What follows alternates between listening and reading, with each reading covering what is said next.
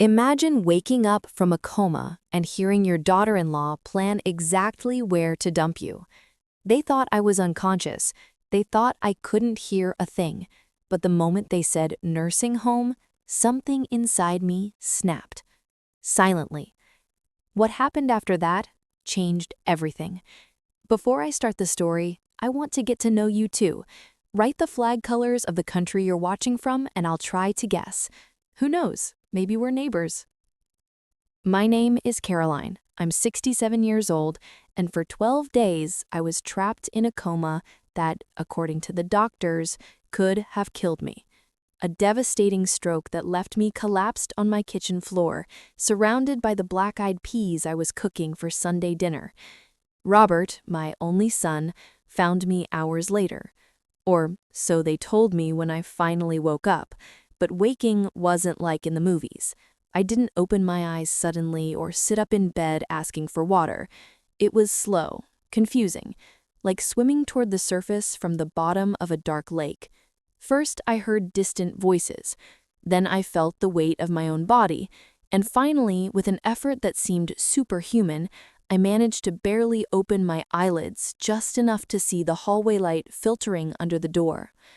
I was alone in the room. Or so I thought. Then I heard her, Vanessa's voice, my daughter-in-law, whispering urgently into her phone. She was standing by the window, her back to me, with that platinum blonde hair that always seemed too artificial to me. She wore a wine-colored silk blouse that I'd given her for her last birthday. "No, honey, relax," she said with that sweet voice she used when she wanted something. "The doctor said it could be any day now. It's been 12 days already. Her brain is severely damaged." My heart, which had barely begun beating normally, raced. I tried to move, to say something, but my body wouldn't respond. It was like being locked inside myself. "Listen," Vanessa continued, and her voice lost all sweetness. It became cold, calculating, like the edge of a knife. "As soon as the old woman dies, we sell the house. That's $300,000, Robert. $300,000. We can pay off all our debts, buy that condo in Savannah we looked at, and still have enough left for the business you want to start." Each word was a stab. "What if she doesn't die?" asked my son's voice from the other end. I barely recognized it.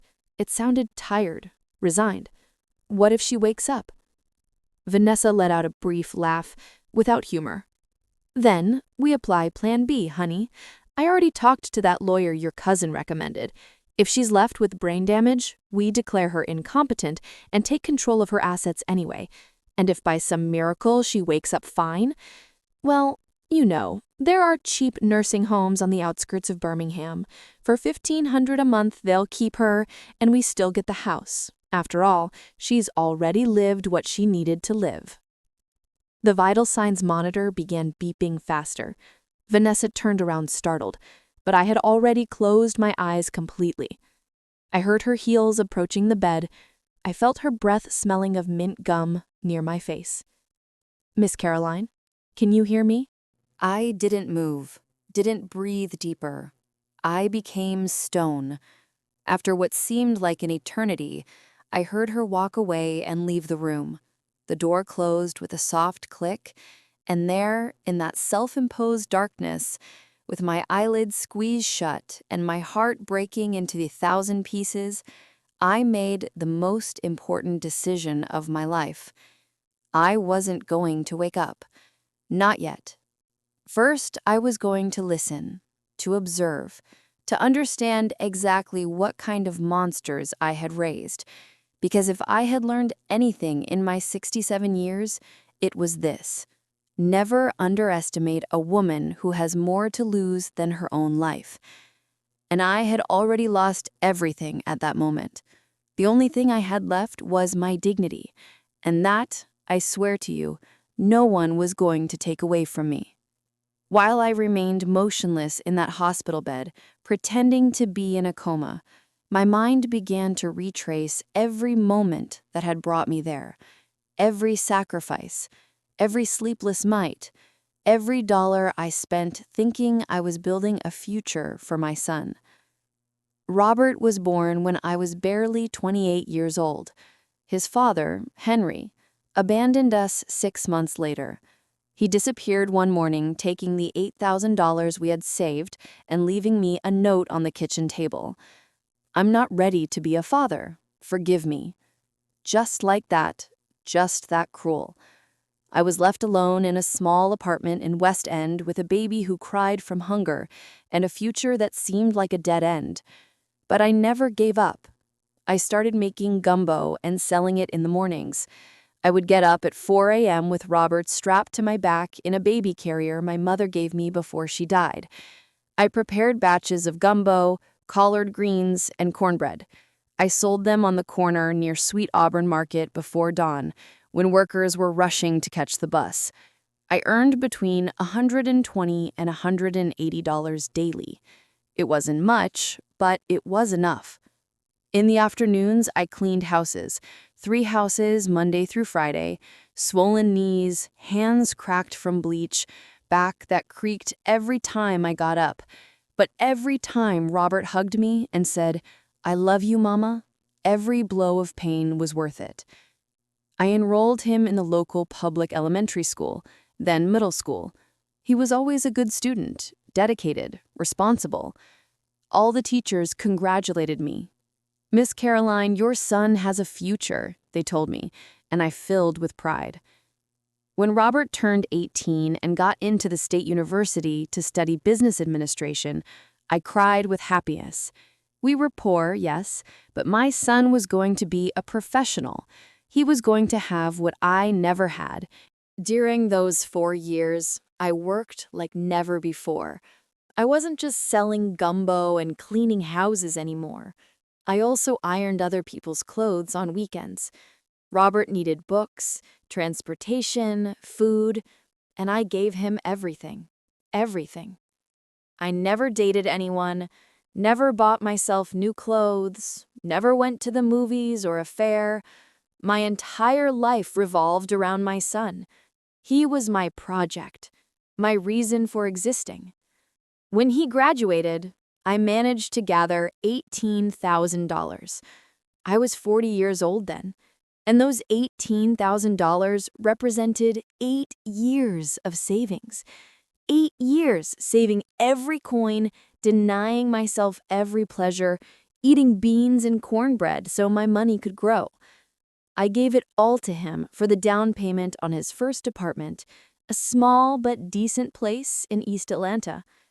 "Mama, I promise I'm going to pay you back every penny," he swore, with tears in his eyes. "You'll see that I'm going to succeed and give you everything you deserve." He never paid me back a cent, but it didn't matter. Seeing him established with a job as a sales manager at a cell phone company was enough. 3 years later, he met Vanessa at an office party. She was pretty, I can't deny that. Tall, slender, with that kind of beauty that seems taken from magazines. She worked as a receptionist at a dental office and talked about her dreams of having her own spa. She came from a family in Tennessee that, according to what I learned later, had kicked her out of the house for problems that were never clear to me.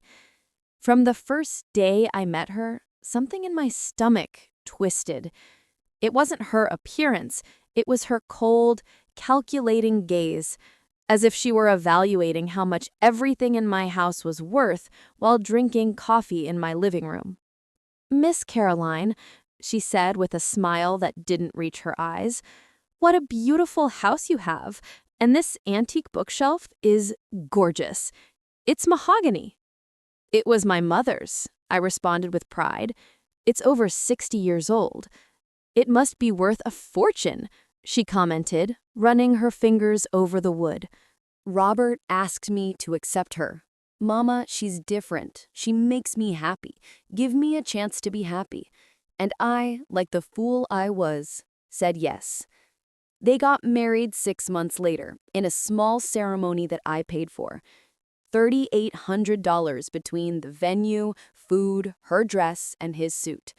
Vanessa wanted an elegant wedding, and Robert had no savings because, according to what he confessed to me embarrassedly, he had some unexpected expenses with credit cards. "Don't worry, son," I told him, hugging him. "That's what mothers are for." A year after the marriage, Robert lost his job. The company closed operations in Georgia. He fell into a terrible depression. Vanessa began pressuring him, demanding, threatening to leave him if he didn't find work soon. "Mama," he called me one night, crying, "can we stay with you for a while, just until I find something new? I swear it'll be temporary." My house was modest, but comfortable. 2 stories in West End that I had bought 15 years ago with a small inheritance an aunt left me. It had 3 bedrooms, a patio with azaleas and roses, and a dining room where the whole family could fit. "Of course, my love," I told him without thinking, "this is your home." That temporary time became 3 years. 3 years in which Vanessa took over my home. She changed the curtains without asking me, moved my furniture, put her things in my closet because she needed more space. She invited her friends over and left everything messy, and I cleaned up behind them without saying anything. Robert found work after 8 months, but they never talked about leaving, and I never dared ask them to. I was afraid of losing my son, afraid of being alone in that big house. Then, 2 years ago, something wonderful happened. I met Eli. But that's a story that still hurts to remember because when I finally found happiness, my own family forced me to destroy it. For 5 more days, I remained in that bed pretending to be unconscious. 5 days that felt eternal, where every second was a battle against my own body, which wanted to scream, cry, get up, and confront those 2 snakes I called family. But I stayed quiet, motionless, learning. On the second day, Vanessa arrived early, around 9 in the morning, when the hospital was just beginning its daily routine. I heard her heels clicking in the hallway before she entered. This time, she wasn't alone. "Look, Daniela, I'm telling you seriously. Come on, come in, she won't notice anything." Another woman entered with her. From the sound of her voice, young, maybe Vanessa's age, around 30-something. "Are you sure? I feel bad doing this," said this Daniela. "Oh, please, the old woman doesn't even know. Look at her, she's practically dead." Those words, practically dead, spoken with such coldness as someone talking about the weather. I felt the bed move. Vanessa was rummaging in the nightstand next to my head. I heard the sound of drawers opening. "See, she had her purse here when they brought her. Good thing Robert had the intelligence to bring it home." The sound of a bag being opened. "Look, here are the house keys. And this is gold." My necklace. The necklace with the guardian angel pendant that my mother gave me when I turned 15. The only piece of real jewelry I had. "Vanessa, you can't take that," Daniela protested weakly. "Why not? When she dies, it'll be mine anyway. I'm just getting ahead of myself. Besides, I need to pawn it. We have to pay the credit card or they're going to sue us. We already owe $51,000. $51,000 in credit cards? I felt rage burning inside me, but I kept my face impassive. I didn't even move an eyelid. "And look," Vanessa continued, now with enthusiasm, "I'm going to show you the house by video call. I already took pictures of everything for when we put it up for sale." I heard the sound of a phone being manipulated, a video call connecting. "Are you there? Perfect. Look, this is the hospital. Here's the old woman all stiff.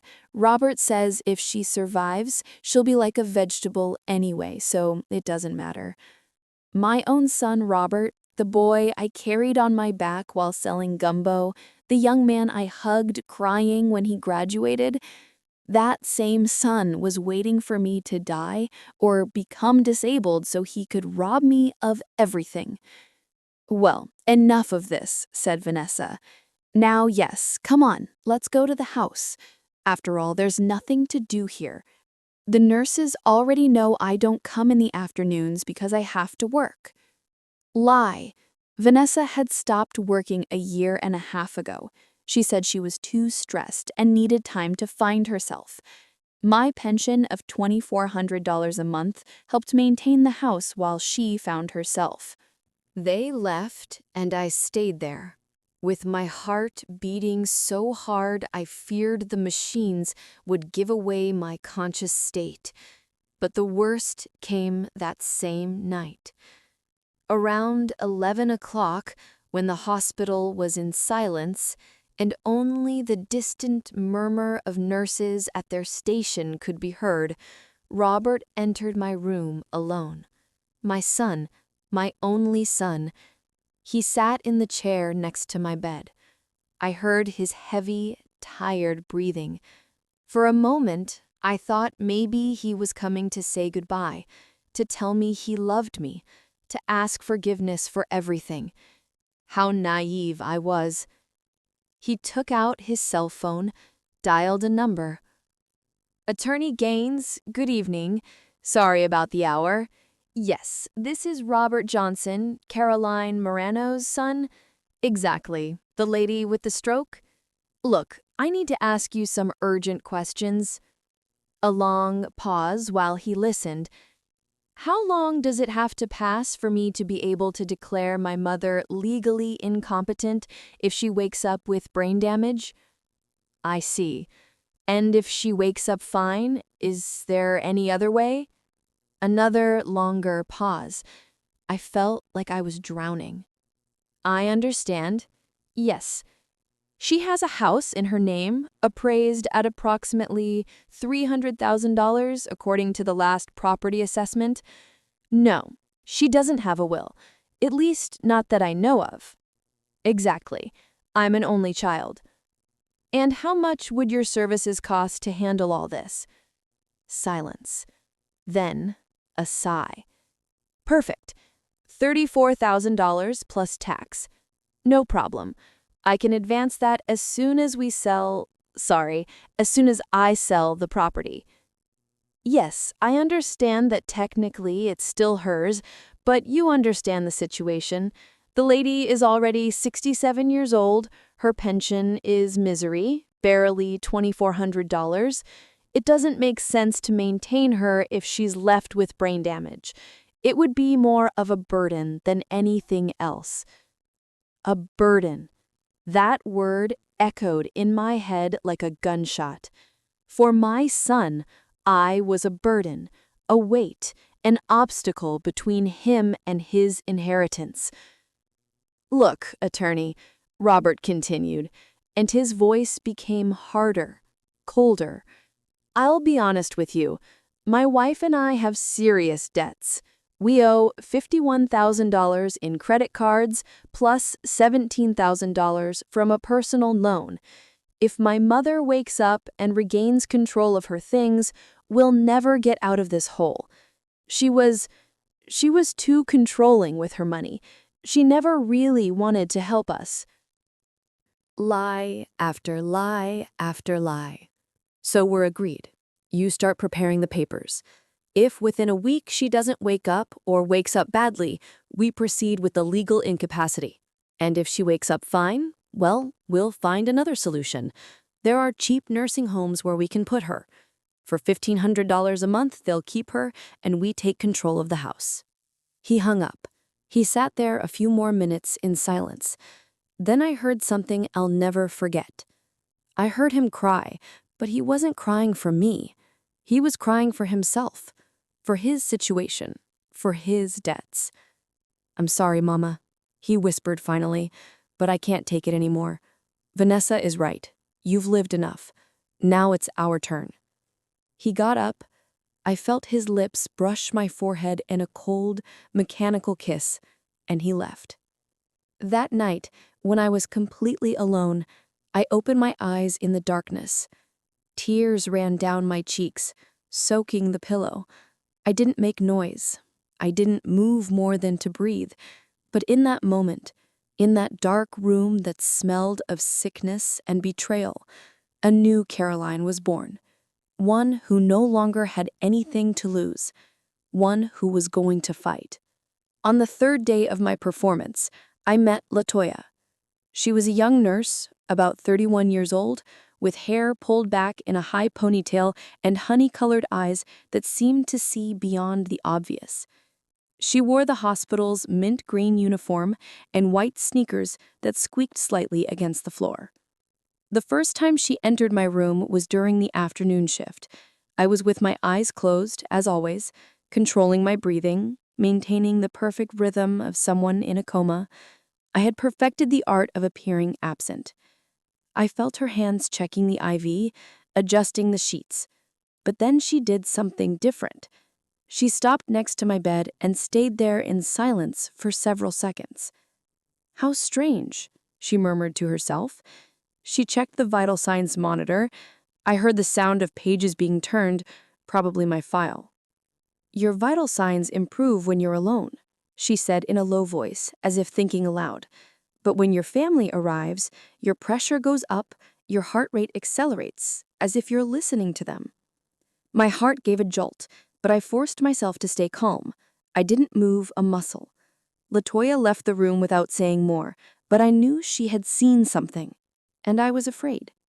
During the following hours, I tried to convince myself that it had been my imagination, that nurse didn't suspect anything, that everything was going according to my plan. But that same night, around 11:30 at night, when the hospital was submerged in that particular silence of dawn, I heard the door open very carefully, soft steps, a presence approaching my bed. Then I felt a warm hand take mine and a soft voice, barely a whisper, saying, "Ma'am, if you're listening to me, if you're awake, even though you're pretending not to be, move your index finger just a little bit. No one else is looking, just me. And I swear by my mother that I'm not going to say anything that puts you in danger." The world stopped. My brain screamed not to do it, that it was a trap, that they were going to discover me. But something in that woman's voice, something in her genuine tone, made me trust. I moved my index finger, barely a millimeter. I felt how Latoya held her breath. "My God," she whispered. "I knew it. I knew it." She squeezed my hand gently.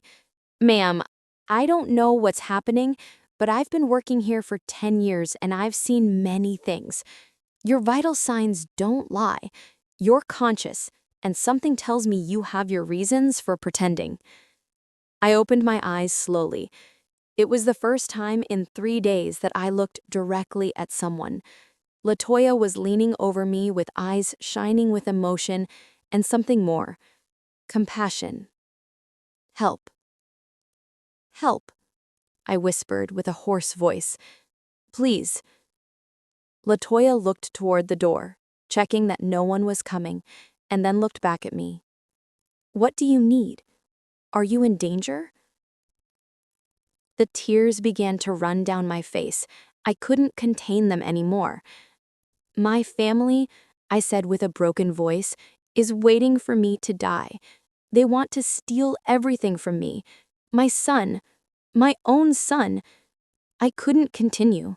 The sobs were choking me. Latoya hugged me just like that, without more. A stranger who became my salvation in that moment. She let me cry on her shoulder while she stroked my hair like a daughter would. "Calm down, ma'am. Breathe. You're safe. I'm going to help you." "Why?" I asked when I managed to calm down a little. "Why would you help me? You don't even know me." Latoya sat on the edge of my bed and looked at me with deep sadness in her eyes. "Because 5 years ago, my grandmother went through something similar. She had a heart attack, and while she was in this same hospital, her youngest son, my uncle Armando, tried to get her to sign some papers to take her house. They told her they were medical authorizations. She signed because she trusted him. She wiped away a tear. When she got out of the hospital, she had nothing. My uncle had sold the house, taken her savings of $128,000, and left her living in a tiny rented room that he gave her out of pity. My grandmother died 2 years later, from sadness more than anything else. I never forgave myself for not being there to protect her. She took my hand again. I'm not going to allow the same thing to happen to you. Tell me what you need and I'll help you, but you have to trust me. And that's how LaToya became my accomplice, my guardian angel. During the next 2 days, she became my eyes and ears. She got me my cell phone when Vanessa left it forgotten at home. She brought me the charger hidden in her purse. She helped me make quick calls when no one else was around, keeping watch at the door. It was LaToya who told me what she had heard in the hallway, Vanessa talking to a friend about my house furniture. The mahogany bookshelf can be sold for $48,000 easy. There's an antique dealer in Sweet Auburn who pays well. And the china sets from her mother-in-law, those are collectibles. Each piece is worth about $1,400 and there are at least 30 pieces. It was LaToya who intercepted a phone conversation from Robert. Yes, attorney, I already talked to the appraiser. The house can be sold for $312,000 if we sell it fast. It's a bargain because it's well located in West End. Normally, it would be worth more, but we need liquidity urgently. And it was LaToya who gave me the final push I needed. Miss Caroline, she told me one night when she was helping me exercise my legs so I could recover strength, you don't owe them anything, absolutely nothing. I know he's your son and it hurts, but a son who plans this isn't a son. He's a stranger with your blood.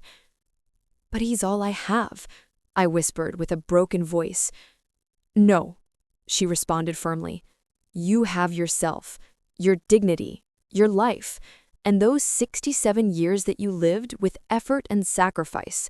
That's yours, and no one can take it from you, not even him. That night, I made the most difficult decision of my life. LaToya, I said, I need you to help me with something else, something big. She looked at me with determination. Tell me what you need. I need to get out of here without anyone knowing, and I need to do it soon, before it's too late. LaToya nodded slowly. Do you have somewhere to go? Do you have someone who can help you? I closed my eyes. An image came to my mind, a face I had tried to forget for the past 2 years, a man with light brown eyes and a sincere smile who had made me feel alive again. Yes, I whispered. I think so. Then tell me his name, said LaToya, taking out her cell phone, and I'll call him. I took a deep breath. It was now or never. Eli Williamson. His number should be in my phone, in the favorite contacts. LaToya looked for the name and found it. She handed me the phone with trembling hands. I dialed. 3 rings. 4. I thought he wasn't going to answer. Then I heard his voice. Hello? And after 2 years of forced silence, 2 years of missing him every night, 2 years of regretting having chosen my son's approval over my own happiness, I said, Eli, it's me. It's Caroline. And I need you. Eli Williamson entered my life exactly 2 years and 4 months ago, in a place so common that it seemed impossible for something extraordinary to begin there. Sweet Auburn Market, on a Saturday morning. I was buying tomatoes when we collided, literally. He was coming distracted, looking at his shopping list, and I was rushing trying to reach the freshest avocados. My bag fell, the tomatoes rolled on the floor, and we both bent down at the same time to pick them up. Our hands touched over the same tomato. Sorry, ma'am, he said with a smile that lit up his whole face. I'm going like a bull in a china shop, looking everywhere except where I'm walking. I laughed. It had been so long since I laughed like that with pleasure. Don't worry, I'm not paying attention either. I'm walking around like a lost soul. We got up at the same time. He was 70 years old then, but he looked strong, vital. White hair perfectly combed back, light brown eyes that shone with intelligence, and big worker's hands. He was wearing a gray wool sweater and clean jeans. He looked good, well cared for. "May I buy you a coffee?" he asked suddenly, as an apology for almost knocking you down. I should have said no. I should have made up an excuse and continued on my way. But something in his eyes, something in his sincere smile, made me accept. We ended up in the corner cafe with 2 cups of coffee and a plate of sweet cornbread that he insisted on paying for. And we talked. God, how we talked. He told me he had been a widower for 3 years, that his wife Beatrice had died of cancer after 45 years of marriage, that he had 2 daughters who lived in Birmingham with their own families and visited him every 2 or 3 months, that he had been a high school teacher his whole life, teaching history and math, that now he lived off his pension of $4,900 a month and some savings he had carefully kept. "I have a little house in small-town Alabama," he told me, with eyes shining with emotion. "I bought it 15 years ago, when I was still working. It's small, but it has a beautiful garden where Beatrice planted purple azaleas and southern roses. I haven't gone since she died. I'm afraid to go alone and feel her absence in every corner." I told him my story. Not all of it, not that first time, but I did tell him about Robert, about how I had raised him alone, about my work selling gumbo, about the house I had bought with so much effort. "You are a very strong woman," he told me, taking my hand over the table. "It shows in your eyes, in the way you talk about your life. Not many people can say they built something from nothing." That coffee turned into two, then into a walk through the market, then into a goodbye with the promise to see each other the following week. And that's how it all began. For 6 months, Eli and I saw each other every Saturday. We went to the market, walked through Piedmont Park, visited small museums, ate at food trucks. He gave me flowers he bought at the transit station, always sunflowers, because once I told him I liked them. I made him gumbo and brought it to him in containers, because he confessed that he missed home cooking. There was nothing urgent about our relationship, no rush. It was a friendship that slowly became something deeper without us realizing it. One day, after 8 months of seeing each other, he kissed me. It was under a magnolia tree in downtown Atlanta, with the white flowers falling on us like confetti. And in that kiss, I felt something I thought I had lost forever: hope. "Caroline," he told me that afternoon, with his voice trembling with emotion, "I know we're both older. I know life has already given us its blows. But I want to be with you, not as friends. I want to wake up every morning knowing I can call you, see you, hug you. I want you to be my companion." I cried with happiness. At 65, I thought romantic love was something that was no longer for me. And there was that wonderful man asking me to build something together. "Yes," I answered him. "Yes, I want to be with you." That night, I told Robert. I thought he would be happy for me. I thought he would understand that his mother also had the right to be happy. I was completely wrong. "A boyfriend," said Robert with a tone I had never heard from him. Mockery mixed with contempt. "Mama, please, you're already 65 years old. Don't you think you're a little old for those foolishness?" "It's not foolishness, son. Eli is a good man. He's educated, hardworking, he has his own house, his own income." "Oh, sure," interrupted Vanessa from the couch without even looking up from her cell phone. "I bet he wants your house, Caroline. That's how all lonely old men are. They look for widows with properties so they don't die in misery." That's not true, I responded, feeling rage rising in my throat. His house is in Alabama. A house in Alabama, Robert mocked. How impressive. I'm sure it's a little adobe room. Mama, use your head. That man is taking advantage of you. You don't know him, and you don't want to know him, cut Vanessa. Look, Caroline, be realistic. What are people going to think? Miss Caroline, 65 years old, walking around with an old man through the whole neighborhood. It's ridiculous. It's embarrassing. I don't care what people think. Well, you should care, said Robert, getting up from the couch. His voice had become cold, threatening.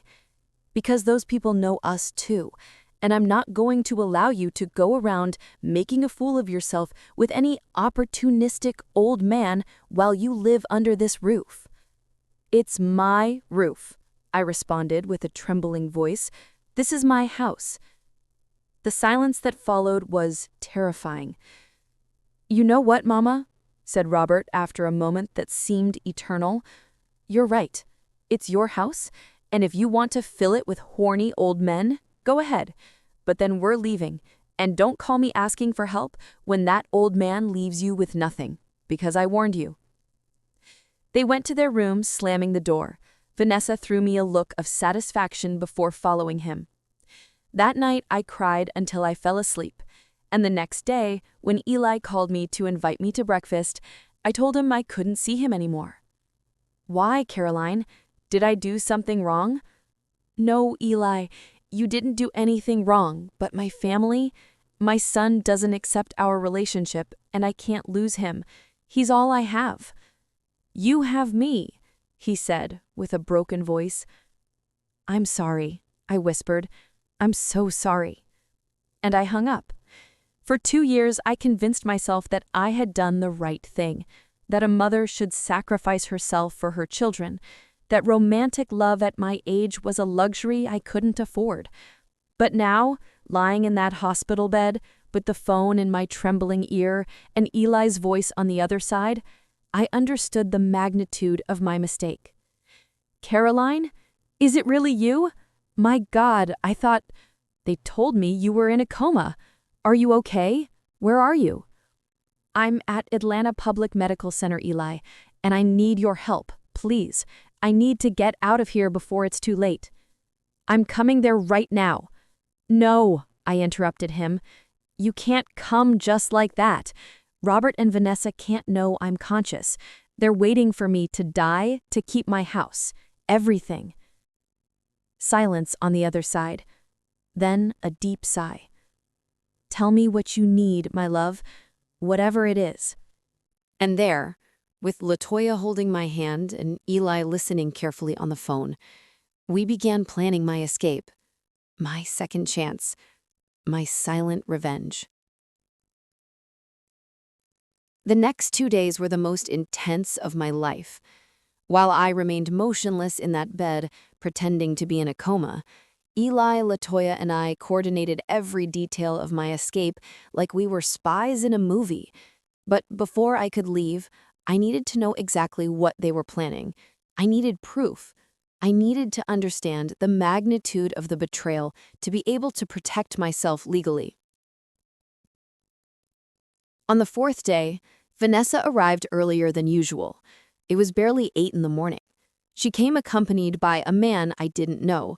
From his way of speaking, educated but calculating, I immediately knew he was the lawyer. Attorney Gaines, come in, said Vanessa with that honeyed voice she used when she wanted to impress. Look, there she is, 12 days like this without moving. The doctors say that even if she wakes up, she'll probably be left with severe brain damage. Did the doctors tell you that specifically? Asked the lawyer. Well, not in those exact words, but it's understood. A 67-year-old woman with such a strong stroke? You know how these things are.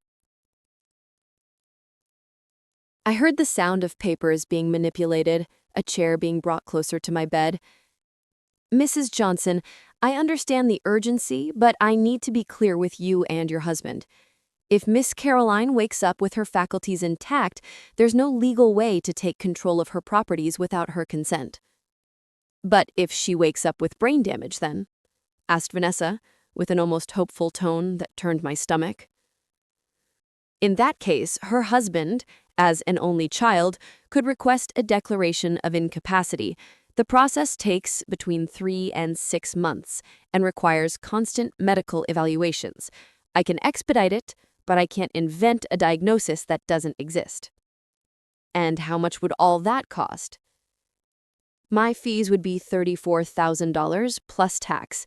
That includes all legal procedures, appearances before the judge, and the necessary documentation for your husband to take control of the house and bank accounts.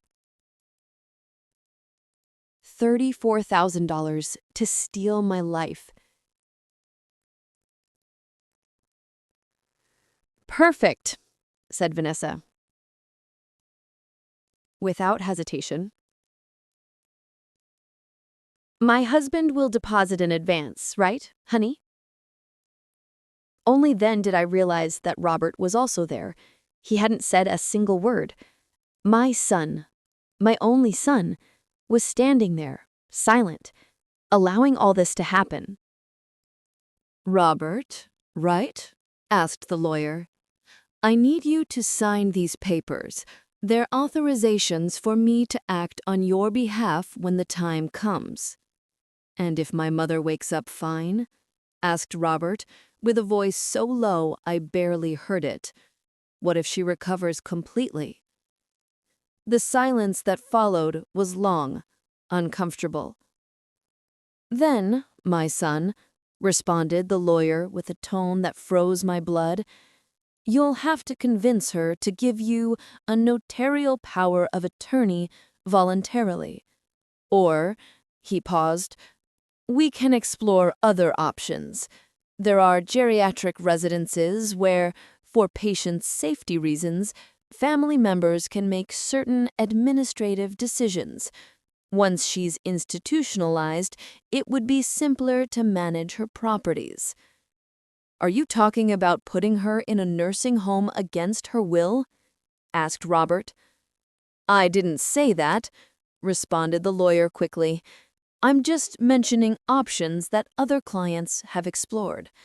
But for that, you'd need 2 doctors to certify that she represents a danger to herself, and those assessments, well, can be facilitated with the right contacts. Vanessa let out a nervous giggle. God, attorney, it sounds like we're planning something bad. We just want to protect the family patrimony. Of course, Mrs. Johnson, and that's exactly what we'll do. But I need both of you to understand that this process must be handled with great discretion. If someone, some distant relative or nosy neighbor, were to report something irregular, the entire process would become enormously complicated. There's no one else, said Robert. My mother doesn't have living siblings. Her parents died years ago, and she doesn't have close friends. She was always very solitary. Lie. I had friends from the market, neighbors I had coffee with, a group of ladies I went to church with on Sundays. But Robert and Vanessa had gradually alienated me from all of them during these last 3 years. Perfect, said the lawyer. Then there won't be problems. Now, let me explain about selling the property. Once we have legal control, we can put it on the market immediately. I have a client who's looking for exactly that type of house in West End. He's willing to pay $312,000 cash without intermediaries, closing the operation in less than a month. 312? Asked Vanessa. Didn't you say the house is worth like 360,000? Technically, yes, according to the property assessment, but in a quick sale without the owner present to negotiate, it's normal to lose between 10 and 15% of the value. Besides, my client would pay in cash. That's worth gold in these times. And of those 312,000, how much would you keep? asked Robert, with a tone of distrust. My standard commission is 8%. That would be $24,960, plus the $34,000 for legal procedures. We're talking about you receiving clean approximately $280,000. $280,000. My house, my patrimony, the result of 40 years of work, sleepless nights, cracked hands, and aching knees. Everything reduced to a figure they were already dividing mentally. And the furniture, added Vanessa. The house has very valuable antique furniture, a mahogany bookshelf worth like $48,000, collectible china sets.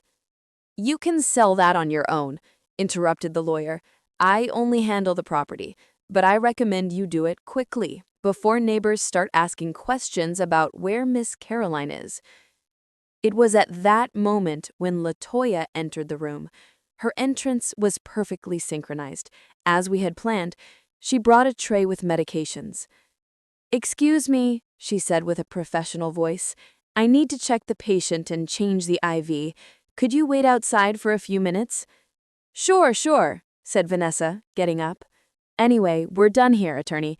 We'll wait for you in the cafe downstairs to sign the papers." The three of them left. As soon as the door closed, I opened my eyes. LaToya ran toward me. "Did you record everything?" I whispered. She took out her cell phone out of her uniform pocket. On the screen, the recording counter was still running.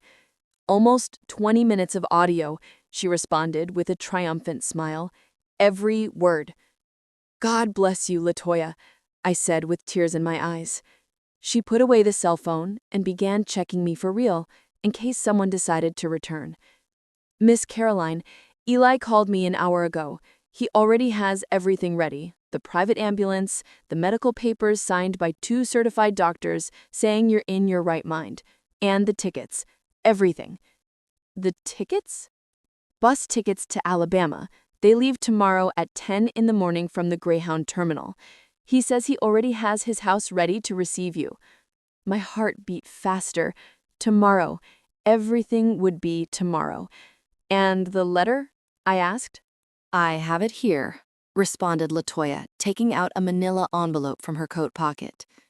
"I wrote it exactly as you dictated. 3 pages. With everything." I took the envelope with trembling hands. Inside was my complete declaration, the conversations I had heard, the exact dates, the names of the lawyer and all those involved. We also included screenshots of my credit card statements, the additional one I had given Robert only for emergencies, and which he had used to spend $35,600 in 6 months. Meals at expensive restaurants, brand-name clothes, even a television that cost $16,800 that now hung in his bedroom. The letter ended with specific instructions. The house was being transferred to an irrevocable trust that I would administer. When I died, it would be donated to a foundation for elderly women in vulnerable situations. Robert wouldn't inherit anything. "Tomorrow at 2 o'clock in the afternoon," I told LaToya, "when they come for their usual visit, you give them this letter. Not a minute before. I need to have at least 6 hours advantage." "Don't worry, ma'am. At 2 o'clock sharp, not a second before." That night, when I was left alone in the room, I didn't pretend to be unconscious. I sat up in bed for the first time in 5 days. My whole body hurt, but it was a pain that reminded me I was alive. I called Eli's number from LaToya's cell phone. "Caroline, get me out of here tomorrow, my love," I told him with a firm voice. "I can't take it anymore. I don't want to keep pretending. I'll be there at 6 in the morning. The ambulance, the papers, everything." "And Caroline?" "Yes." "I should never have let you go 2 years ago. This time, no one is going to separate us, I promise you." I hung up and lay back down in bed, looking at the white ceiling of the hospital. In less than 12 hours, my life would change forever. For the first time in years, I wasn't afraid. I had hope. But before I could execute my escape, fate had one last stab prepared for me, one that almost made me change my mind, one that showed me with absolute clarity that the sun I had raised no longer existed. That same night, around 10 o'clock, when the hospital was submerged in that heavy silence that only exists in the corridors of a place where people fight between life and death, Robert returned. He came alone. I heard his steps, dragging through the hallway, slow, tired. He entered the room and closed the door carefully, as if he didn't want to bother anyone. He sat in the chair next to my bed and for several minutes said nothing, just breathed. A heavy, irregular breathing, as if he had been crying. I kept my eyes closed, my body motionless, but my heart was beating so hard I feared he could hear it. "Mama," he whispered finally. His voice sounded broken, vulnerable like when he was a child and had nightmares. I waited. I wanted to believe he was coming to ask for forgiveness, that he had reconsidered, that the good son, the one I knew, the one who had hugged me crying when he graduated from university, still existed somewhere inside that 39-year-old man sitting next to my bed. "I don't know if you can hear me," he continued. "The doctors say you probably can't, that your brain is too damaged, but I need to tell you this anyway." He paused for a long time. I heard the sound of his hand rubbing his face. "I'm tired, Mama. So tired. I'm 39 years old and I have nothing. Nothing that's really mine. The apartment you helped me buy, I lost it 3 years ago because I couldn't keep paying the mortgage. The credit cards are maxed out. I owe $51,000 that I have no way to pay. Vanessa pressures me every day. She tells me I'm a failure, that her friend married a successful businessman while she got stuck with a good-for-nothing who can't even support her." His voice broke. "And she's right, Mama. I'm a failure. I lost my job a year and a half ago. Not the one from 3 years ago. That one I got back. But I lost it again. And this time I didn't quit or get laid off. They fired me for unexcused absences, for being late, for poor performance. They fired me like you fired trash." My heart sank. I didn't know anything about this. Nothing.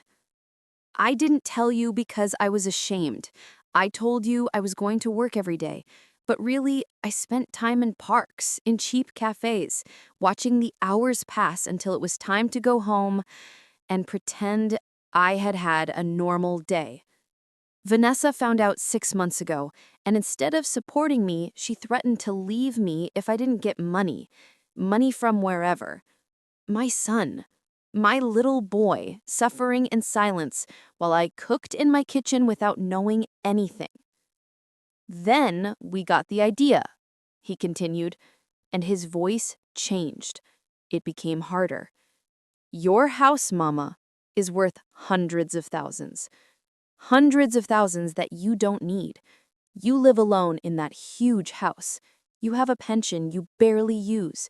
You don't travel, you don't treat yourself, you don't have a social life. You just exist.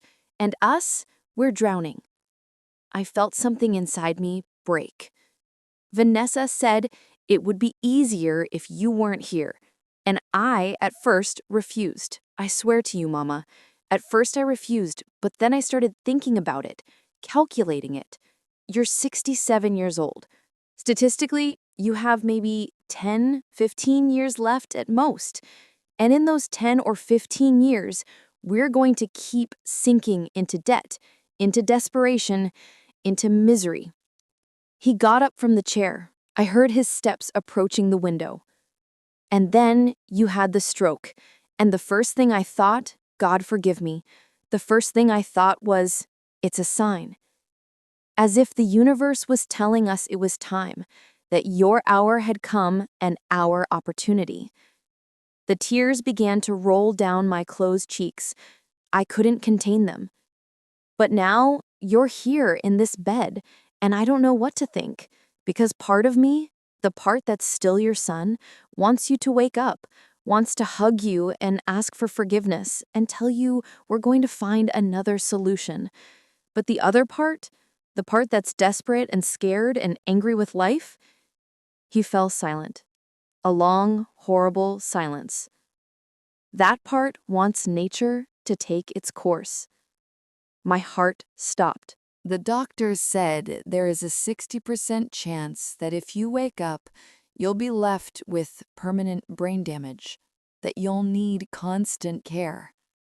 Vanessa says it would be better for everyone, even for you, if you didn't suffer like that.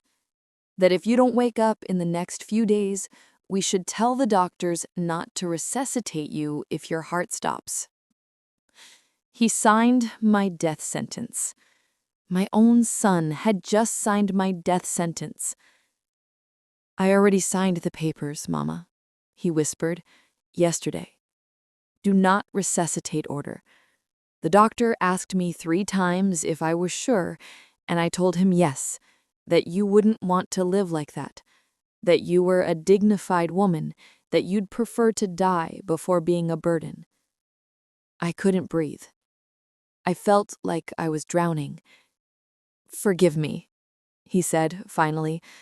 Forgive me for being so weak. Forgive me for not being the son you deserved. Forgive me for this. I felt his lips touch my forehead, a cold, mechanical, empty kiss. I loved you, Mama.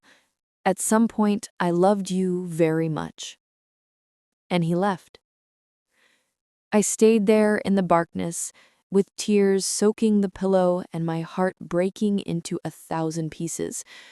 For hours, I couldn't move, couldn't think. I just felt that deep pain, that immense emptiness of understanding that the child I had carried on my back, whom I had fed with my own sacrifice, whom I had protected from all evil, that child no longer existed. In his place was a stranger. A desperate man, yes, a weak man too, but above all, a man capable of watching me die to save himself. Around 3 in the morning, when the pain became unbearable, I called Eli's number with trembling hands. Caroline, what happened? Are you okay? No, I whispered with a broken voice. I'm not okay, but I need to get out of here tomorrow, Eli. I need to get out before it's too late.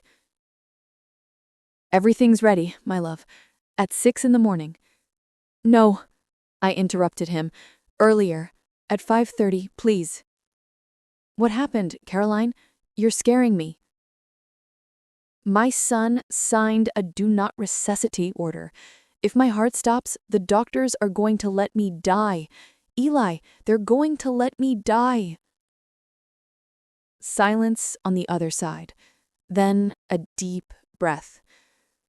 I'm going to be there at 5:30 sharp, and I swear by everything sacred that no one is going to touch you. No one. I hung up and curled up in that cold hospital bed. For the first time in my life, I understood what it meant to be completely alone. Not physically, but in the soul. I had lost my son long before that stroke. I had lost him little by little, without realizing it, while he smiled at me and called me Mama and let me cook for him on Sundays.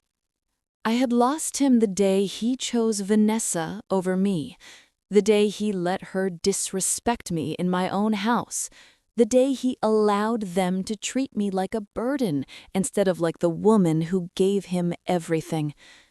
And now, in this dark room, with the sound of machines marking each beat of my betrayed heart, I made a decision. I was no longer his mother. I no longer owed him anything, not love, not loyalty, not forgiveness. Starting tomorrow, Caroline Moreno was going to live for herself, For the first time in 67 years, I was going to choose myself, and that choice began with an escape. LaToya's alarm went off at 5 in the morning. Not that we needed it. Neither of us had really slept. She arrived at my room at 5:10, dressed in her uniform but with a backpack slung over her shoulder. Her face showed the tension of what we were about to do. "Ready, Miss Caroline?" she whispered, locking the door. "Ready," I answered, although my voice trembled.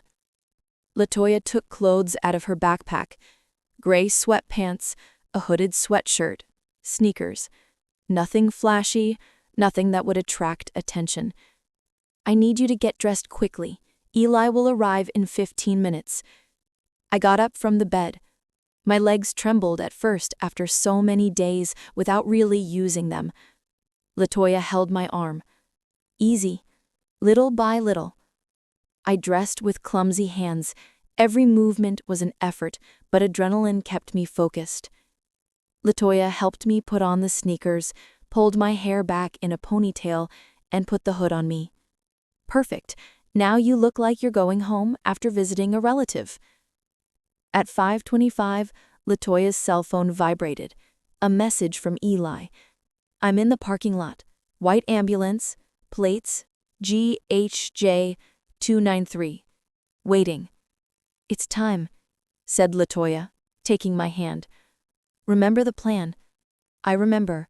We left the room. The hallway was almost empty. Only one nurse at the control station concentrated on her paperwork. LaToya greeted her naturally. "I'm going to accompany Mrs. Garcia to the bathroom. I'll be back in 5 minutes." The nurse raised her hand without even looking at us. She was used to seeing LaToya help patients. We walked toward the elevator. Every step felt eternal. I expected that at any moment someone would stop us, that alarms would sound, that Robert or Vanessa would appear. The elevator arrived empty. We got in. LaToya pressed the basement button. "The ambulance's back door is in basement 2, she explained. "There's less surveillance there at this hour." The doors closed. The elevator descended. My heart was beating so hard I could hear it in my ears. When the doors opened, the cold air from the parking garage hit my face. It smelled of gasoline and disinfectant. There were 3 ambulances parked. One of them had the lights on. "That's it," said LaToya, pointing. The ambulance's back door opened. Eli jumped out, and seeing him after 2 years almost made me cry. He was wearing a denim jacket, and his white hair was perfectly combed. His eyes filled with tears when he saw me. "Caroline," he whispered, running toward me. He hugged me, and in that embrace, all the pain, all the fear, all the betrayal of the last few days exploded. I cried on his shoulder while he held me like I was made of glass. "It's okay, my love. You're safe now. You're with me." "Sorry to interrupt," said LaToya urgently, "but we need to move. The shift changes in 20 minutes, and there will be more staff." Eli helped me get into the ambulance. Inside, there was a stretcher prepared with clean sheets. The driver, a man about 49 years old with a mustache, greeted us with a gesture. "Ma'am, welcome. I'm Marcus, certified paramedic. Mr. Eli paid me $8,800 for this private transfer. We're going straight to a private clinic in downtown Atlanta where 2 doctors are going to certify your health status and mental capacity. Everything legal, everything documented." I got on the stretcher not because I needed it, but because it was part of the plan. If someone saw the ambulance leaving, it had to look like a normal transfer. LaToya got in with me, took a folder out of her backpack. "Here are all your medical documents from the hospital. Certified copies, your history, the stroke studies, everything. There's also a copy of the audio recording from yesterday when your daughter-in-law and the lawyer talked in your room. I saved it on this USB." She handed me everything. Then she took out another envelope. and this is the letter they're going to receive at 2 in the afternoon. I took it with trembling hands, 3 pages that contained my truth, my declaration, my liberation. "Latoya," I said with a broken voice, "how am I going to repay everything you've done for me?" She smiled and squeezed my hand. "Miss Caroline, my grandmother took care of me my whole childhood while my mother worked. She taught me to read, to cook, took me to school. When I lost her because of an abusive son, I swore that if it was ever in my power to help someone in her situation, I would do it. You're giving me the opportunity to fulfill that promise." She leaned over and kissed my forehead. "Now go, be happy, and never sacrifice yourself again for people who don't deserve you." She got out of the ambulance. Eli closed the back doors and got in front with Marcus. The engine started, and at 5:37 in the morning on Thursday, March 15th, I escaped from the hospital. I escaped from my son. I escaped from the death they had planned for me. The ambulance crossed the still dark streets of Atlanta. I was lying on the stretcher, looking at the ceiling, feeling every pothole, every turn, every second that took me away from that life. 40 minutes later, we arrived at a private clinic in downtown Atlanta. Small, discreet, but clean and professional. 2 doctors were waiting for me: Dr. Mendez, neurologist, and Dr. Salazar, psychiatrist. For the next 3 hours, they did tests on me: complete neurological evaluation, cognitive tests, psychological evaluation. I answered questions, solved puzzles, told my story. "Miss Caroline," Dr. Mendez finally said, "your recovery from the stroke is exceptional. There's no evidence of permanent brain damage. Your memory, reasoning, and cognitive abilities are intact.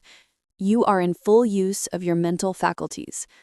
He handed me an official document, sealed and signed, a medical certificate that declared my mental competence and my ability to make decisions about my life and patrimony. Dr. Salazar added another similar document. Between the two, I had the legal protection I needed. Eli paid the doctor's fees, $6,320 total, money he had taken from his savings without thinking twice. "Now," he said, taking my hand, "let's go home." Not to my house in West End. That was no longer my home. That was a prison I had just escaped from. We headed to the Greyhound terminal. Eli had bought 2 tickets to Alabama, departure at 10 in the morning. First class, reclining seats, air conditioning. We arrived at the terminal at 9:15. We still had time. Eli took me to a restaurant inside the terminal. "You need to eat something. You look very thin." I ordered shrimp and grits with a side of collard greens and sweet tea. It was the first real meal I'd had in almost 2 weeks. Every bite tasted like freedom. While we ate, Eli told me about his house in Alabama, about the garden with purple azaleas and southern roses that his wife had planted, about the kind neighbors, about the market 2 blocks away where they sold the best peach cobbler in the region. "You're going to love it, Caroline. It's quiet, it's safe, and no one is going to find you there." At 10:05, we boarded the bus. We sat together in the back. Eli put my head on his shoulder and covered me with a soft jacket. The bus started, and as we left Atlanta, as I watched through the window the streets I had walked for 67 years, I thought about Robert. I thought about Vanessa. I thought about how, at that precise moment, they were still believing I was unconscious in that hospital bed, not knowing their plan had crumbled. At 2 in the afternoon, when they arrived for their routine visit, Latoya would deliver the letter. And then they would understand. They would understand that the old woman they wanted to kill, the mother they had written off as dead, the woman they considered a burden, that woman had won. I fell asleep on Eli's shoulder with the movement of the bus rocking me like a lullaby. And for the first time in weeks, I slept in peace. Because finally, after so much time, I was going home, to my real home. It was exactly 2:15 in the afternoon when Vanessa and Robert entered room 407 of Atlanta Public Medical Center. I know this because LaToya told me later in detail in a call she made that same night. According to what she told me, Vanessa came dressed up as if she were going to a party. Pink satin blouse, tight white pants, heels. Robert came quiet, with dark circles under his eyes, wearing the same clothes from the day before. "And now?" asked Vanessa, seeing the empty bed. "Where is she?" LaToya was standing by the window with the manila envelope in her hands. "Miss Caroline Moreno was discharged this morning at 5:30. The silence that followed was absolute. "How discharged?" asked Robert with a trembling voice. "She was in a coma. The doctors said—" "The doctors were wrong," interrupted LaToya with a firm voice. "Your mother woke up 5 days ago, completely conscious, completely lucid, and decided to keep it secret." Vanessa approached LaToya with clenched fists. "That's impossible. Who authorized the discharge? We're the family. No one can take her out without our consent." "Your mother is an elderly adult with full use of her mental faculties. She doesn't need anyone's consent to leave. Here are the medical documents that certify it, signed by 2 independent specialists." LaToya extended the envelope. Robert took it with trembling hands and opened it. Inside were the medical certificates, but also something else, something they didn't expect. My letter. Robert began reading aloud with his voice breaking with each word. "Robert and Vanessa, if you're reading this, it's because you've already realized I'm not here, that I escaped, that I fooled you just like you planned to fool me. For 5 days I remained in that bed, pretending to be unconscious, while I listened to you plan my death. Yes, my death, because that's exactly what it was. A do not resuscitate order is a death sentence disguised as compassion. I heard every conversation, every plan, every word. Vanessa, I heard you say that as soon as the old woman died, you would sell my house for $300,000 to pay your debts and go to Savannah. I heard you go through my drawers looking for deeds. I heard you evaluate my belongings as if they were merchandise at a flea market. Robert, I heard you talk to Attorney Gaines about declaring me incompetent. I heard you calculate how much his fees would cost. $34,000 plus taxed to steal what took me 40 years to build. I heard you cry, not for me, but for your debts, and I heard you sign an order to let me die if my heart failed. I also discovered other things, like the $35,600 you spent in 6 months with my additional credit card, the one I gave you for emergencies. Here are the attached statements. Meals at restaurants where you spent $1,280 in a single night, brand name clothes, a television that cost $16,800. What was the emergency, son? Your ego, your vanity, your inability to say no to your wife? And worst of all, I heard your confession last night when you came alone and told me you were tired, that you were a failure, that I had lived enough and it was your turn. Those words broke my heart in a way I never thought possible, because I understood something I should have understood years ago. The son I raised, the good boy who loved his mother, that son died a long time ago. Maybe when he met Vanessa, maybe before. I don't know. But what I do know is this. You're no longer my responsibility. The house in West End, the one you coveted so much, will never belong to you. This morning, with the help of a notary that Eli hired, I transferred the property to an irrevocable trust. I am the only administrator while I live, and when I die, the house will be donated complete to the Hope House Foundation, which supports elderly women in vulnerable situations. My bank accounts were closed. I opened new ones in a different bank with passwords you'll never know. My pension of $2,400 will be deposited in my new account starting next month.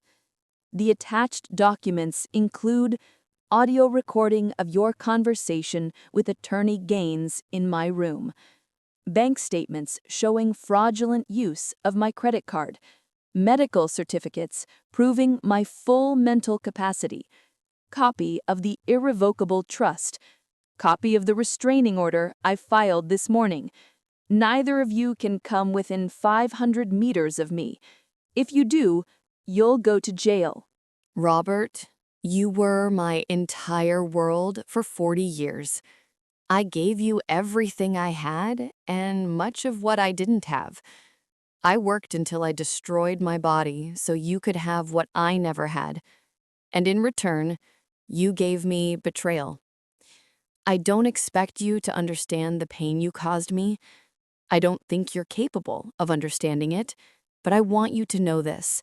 I forgive you, not because you deserve it, but because I need peace. I need to close this chapter of my life and start a new one. But forgiving doesn't mean forgetting, and it definitely doesn't mean allowing. From today, you no longer have a mother. I no longer have a son. We are two strangers who once shared blood and a last name. Nothing more. Vanessa, I never had affection for you, but I respected you because you were my son's wife. Now I see you were exactly what my instinct told me from the first day. A calculating, cold, and manipulative woman who saw in my son someone weak she could control. And you succeeded. You turned him into someone unrecognizable. I hope the $300,000 you expected to receive was worth it, because that was the price you put on my life, and that price you're never going to collect. Now you have two options. You can accept the situation with dignity and move forward with your lives, building something for yourselves, or you can try to look for me, harass me, or create legal problems. If you choose the second option, you should know that I have copies of all these documents with 3 different lawyers, one in Atlanta, one in Alabama, and one in Birmingham. If something happens to me, if I suffer an accident, if I die suspiciously, these documents will be delivered immediately to the authorities. I also recorded a complete video explaining everything, which is deposited in a safety deposit box with specific instructions to open it if something happens to me. Don't look for me. Don't call me. I don't exist for you anymore. Live with the consequences of your decisions. Sincerely, Caroline Moreno Rivera, a woman who finally learned to choose herself. According to LaToya, when Robert finished reading, he remained paralyzed. The letter fell from his hands to the floor. Vanessa picked it up and read it completely, her face changing color with each paragraph. "This is madness," she whispered finally. "This crazy old woman is going to ruin us." "That crazy old woman," said LaToya with an icy voice, "is the bravest woman I've ever known, and you two are the most despicable trash I've seen pass through this hospital, and I've seen many things." Robert collapsed into the chair where he had been sitting the night before. He began to cry, not with loud sobs, but with a silent, defeated weeping. "I lost her," he murmured over and over. "I lost Mama." "No," LaToya corrected him. "Your mother lost you a long time ago. She just realized it." Vanessa took out her cell phone and dialed a number. "Attorney Gaines, I need you to come to the hospital urgently. We have a situation. What do you mean you can't help us? Why not? A restraining order? Against whom? Against us? Her face turned white. I understand. Thank you. She hung up and looked at Robert. The lawyer says the letter is legally valid, that she can do whatever she wants with her property, and that if we try anything, we could end up in jail for attempted patrimonial fraud and elder abuse. So what do we do? Asked Robert with a desperate voice. Vanessa put her cell phone in her purse and walked toward the door. I already know what I'm going to do. I'm leaving. I didn't marry you to live in poverty, Robert. I married you because you promised me a comfortable life, and not only did you not fulfill it, but now you don't even have the inheritance you assured me would come. Vanessa, please, it's not over. I'm going to pack my things and go to my cousin's in Tennessee. I hope you do well with your life of misery. And she left. She left Robert there, sitting, surrounded by the pieces of his destroyed life. LaToya told me he stayed looking at the letter on the floor for almost an hour. Then he picked it up, folded it carefully, and left the hospital walking like a zombie. That night, while I was in Alabama, in Eli's house, drinking chamomile tea in the garden under the purple azaleas, my phone rang. It was a number I didn't recognize. I answered cautiously. Mama? It was Robert. His voice sounded destroyed. I said nothing, just listened. I know I don't deserve for you to listen to me. I know I don't have the right to call you, but I need you to know something. You were right about everything. I'm a failure, a coward, a bad son, and I'm going to have to live the rest of my life knowing that the only person who truly loved me, I almost killed for money. Silence. Then a sob. I'm not asking for forgiveness because I know I don't deserve it. I just wanted you to know that I'm sorry. I would give anything to turn back time and be different. Be better. He hung up, and I stayed there with the phone in my hand, looking at the stars over Alabama, feeling something strange in my chest. It wasn't forgiveness, not yet, but maybe someday it could be peace. 3 months have passed since that morning when I escaped from the hospital. 3 months that feel like 3 years, like 3 different lives. Now I'm sitting on the porch of Eli's house in Alabama with a cup of hot chocolate in my hands and the afternoon sun bathing the garden of purple azaleas. I can hear Eli in the kitchen humming a Mahalia Jackson song while he prepares dinner. It smells like cornbread, like collard greens, like home. This small 2-bedroom house became my sanctuary. It has adobe walls painted ochre, red clay floors that creak softly when you walk, and large windows that let in light and air. The garden that Eli's wife planted years ago is now full of life. Azaleas, geraniums, herbs. I've added my own plants: basil, cilantro, a small cherry tomato plant. Here, I learned that it's never too late to start over. Never too late to choose yourself. Never too late to say enough and build the life you deserve. Thank you for staying with me to the end. Now I'm curious. After this story, which words stayed with you the most? Write them in the comments. Let's see which ones touch the most hearts.